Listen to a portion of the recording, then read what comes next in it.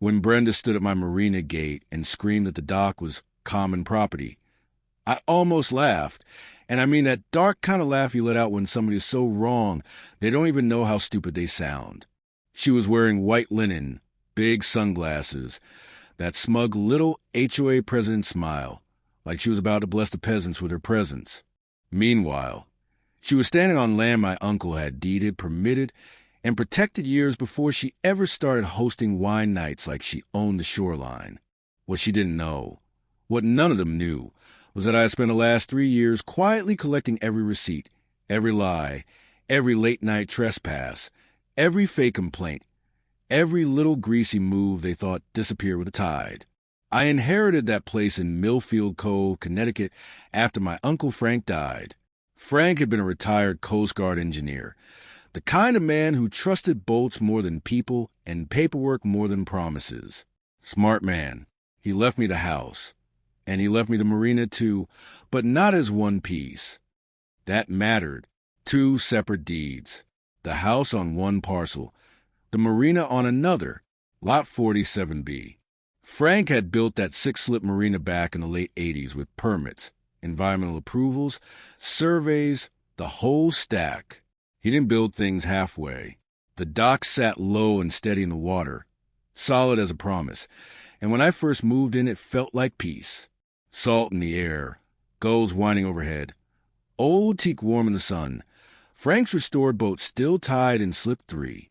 It smelled like diesel, rope, and memory. That peace lasted about 4 months. Then Brenda showed up. She came down one Thursday with a convoy of SUVs and a flock of women dressed like they were headed to a vineyard photo shoot, not a private dock. 12 of them, maybe more. Sun hats, stemware, folding chairs, cheese boards, loud voices, louder perfume. I watched them pour onto my Marina like they'd been invited. Brenda saw me standing there and gave me this bright, fake smile. "Oh, good, you're home," she said, like we were neighbors borrowing sugar. "We're just using the community Marina for book club." Community Marina. I told her, as calmly as I could, that it was private property. My uncle built it. It sat on its own deeded parcel. She blinked once, recovered fast, then gave me that look people wear when they've already decided reality is optional. "Well," she said, "there's obviously been some confusion." That was Brenda in a sentence. If something didn't belong to her, she called it confusion until enough people got tired and let her have it. What started as one Thursday turned into every Thursday. Her little wine club took over the place like clockwork. They blocked my boat, dragged chairs across my deck, spilled wine on the teak, dropped food into the water, left plastic cups, lipstick-stained glasses, napkins, bottle tops, cigarette butts. And every Friday morning I walked down there to the smell of stale Chardonnay, diesel, wet cheese, and entitlement. You ever smell a mess somebody else made and feel your blood pressure rise before your coffee even kicks in? That was my life. And the part that really got under my skin wasn't just the trespassing. It was that Brenda was charging those women for Marina access. $50 a head. She was making money off my property while telling me I was a problem for objecting. When I complained, she patted my arm one time, actually patted my arm, and said, "Marcus, don't be antisocial. Community spirit is what makes this place special." I almost threw her into the water. The breaking point came when one of her drunk friends tried to start my uncle's boat. I saw it later on the security footage. This blonde woman fumbling with the ignition while the rest of them laughed like college kids on spring break. That was it. I stopped hoping they'd come to their senses, because people like Brenda never do. They don't back off out of shame. You have to close the door on them. So I did. I had a steel gate installed at the entrance to the Marina, electronic lock, cameras, the works. Cost me $12,000, and it was worth every penny just to hear that gate slam shut for the first time. That sound, man, it was beautiful. It sounded like boundaries. It sounded like sleep. Brenda lost her mind. The next morning I got a formal HOA complaint accusing me of antisocial conduct, and restricting community waterfront harmony. That phrase alone told me I was dealing with somebody who had never once heard the word no and accepted it. She called an emergency HOA meeting, shoved a copy of the covenants in everybody's face, highlighted half of it in pink, and claimed all recreational waterfront facilities belonged under community jurisdiction. That's where she made her first real mistake. She assumed paperwork scared me. I spent 30 years around government systems, military regulations, marine codes, inspection standards. Bureaucracy doesn't scare me. Sloppy bureaucracy makes me hungry. So while Brenda was polishing her speech, I was down at town hall digging through old records with the clerk, Mrs. Henderson, a woman who looked like she'd seen every liar in town come through those doors since disco was still alive. She found Frank's original permits, the surveys, the exemption language, everything. Lot 47B was separate. Always had been. Never under HOA authority. Then she said something that made the whole thing shift. Brenda had come asking for those same records 6 months before I ever moved in. Not just that, she'd ask questions about adverse possession. That's when I realized this wasn't random. She hadn't wandered into my life with a cheese tray and bad manners. She had been planning to muddy ownership, establish use, build a paper trail, maybe pressure me into caving, maybe turn long-term trespass into something uglier. She was setting up a theft in pearls and wedge sandals. I brought all that paperwork to the HOA meeting and let her talk first. She had a projector. She had photos of my gate with dramatic arrows on them, like she was exposing a war crime. She talked about exclusion, selfishness, community values, all that polished nonsense people use when they want your property dressed up as principal.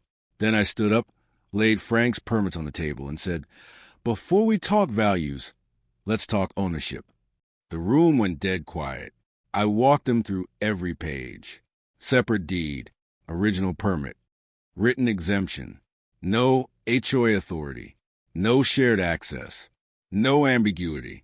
Tom Rodriguez, one of the board members, looked at Brenda and asked a question that blew the air right out of her little performance. "So, the Marina was never community property?" "No," I said. "Not then, not now, not ever." Her face changed in stages. First confusion, then anger, then that twitchy panic people get when they realize they built a whole little empire on a lie. Most normal people would have backed down there. Brenda went feral. 2 days later, a city inspector showed up at my door claiming safety concerns at the Marina. The man walked around like he was auditioning for the role of petty bureaucrat number 3, taking photos of standard equipment and muttering about hazards he couldn't cite in any actual code. He wrote up 17 so-called violations, including inadequate access for community use. That phrase again, community use. They were still trying to jam the lie into an official form and hope it turned real. I filed a records request and, sure enough, the inspector had old ties to Brenda's husband, Roy, who sat on city council. That was the second mistake they made. Corruption always leaks. Money, favors, old business relationships. It all leaves fingerprints. So I hired an independent marine engineer, Dr. Sarah Hughes, to inspect everything. She went over the dock inch by inch and came back with a report. So clean it might as well have been a love letter to Uncle Frank. The Marina exceeded code. Structurally sound. Environmentally compliant. Better built than half the public facilities in the county. That's when Eleanor Fairbanks entered the story. Eleanor was 78, quiet, sharp-eyed, always sitting in the back at HOA meetings like she was counting sins.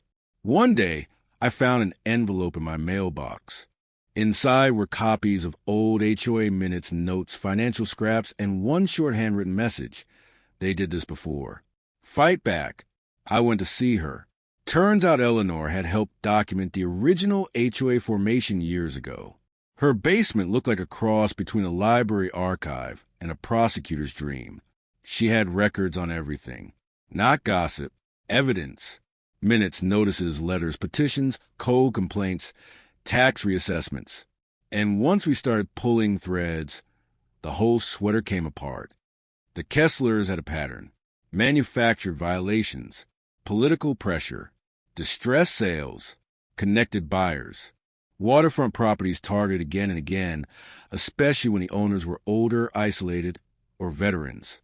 One family had been pushed out years earlier after a wave of inspections and fees. Another had sold under pressure after Brenda marketed neighboring homes with community marina access that never legally existed. That last part mattered a lot, because Brenda hadn't just been using my dock for wine night.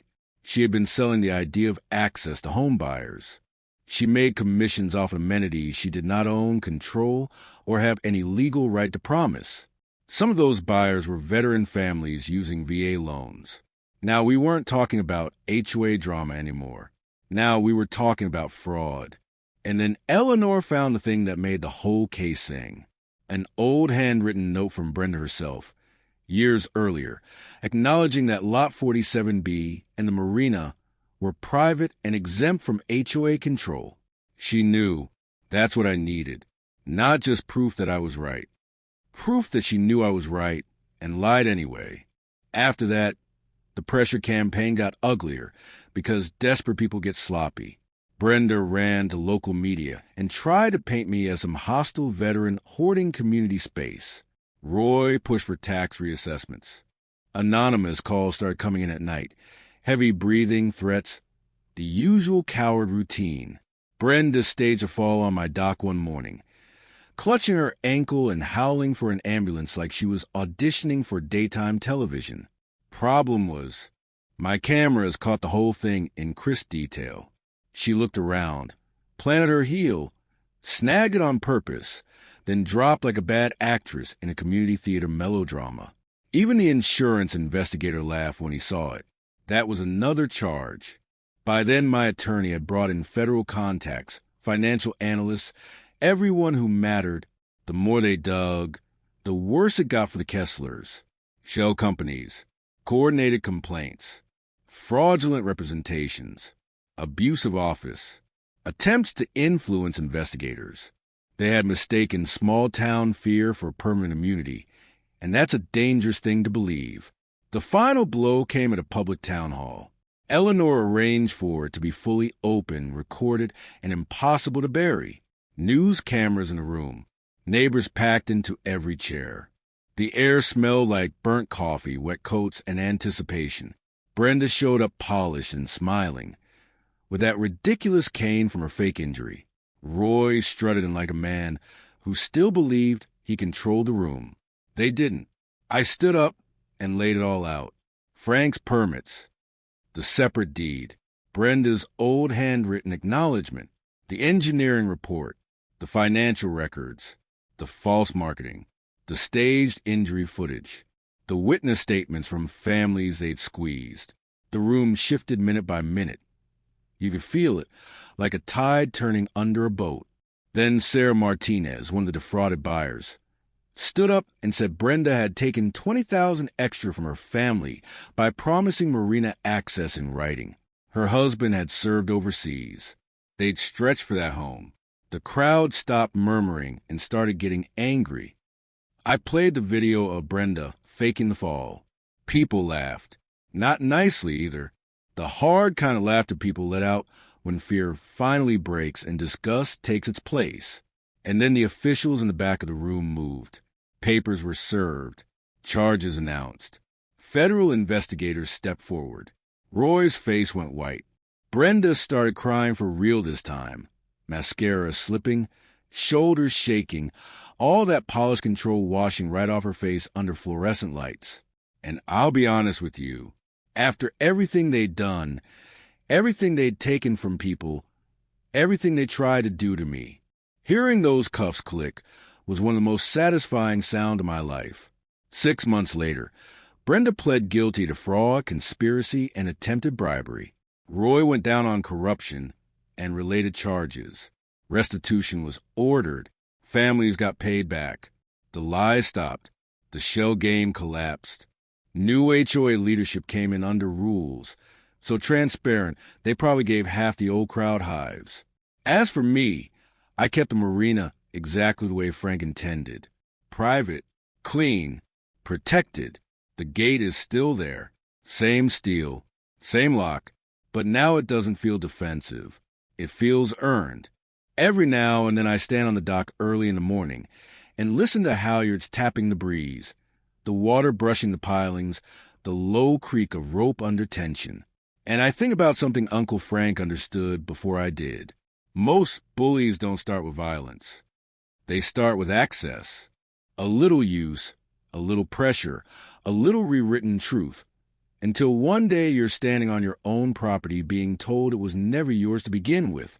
And if you don't stop that early, if you don't document it, if you don't plant your feet and say no, they will build a whole fake world around your silence. Brenda thought money, status, and noise would beat records, patience, and truth. Turns out karma likes paperwork. So let me ask you this. When somebody uses power, politics, or community as an excuse to take what isn't theirs, where do you think the line is between compromise and surrender? And if you've ever dealt with an HOA, a corrupt local official, or somebody who thought they could bully you off what was yours, tell me how it ended. Because I'll say this much. I don't think enough people talk about how often the nice-looking thieves wear name tags and hold committee meetings.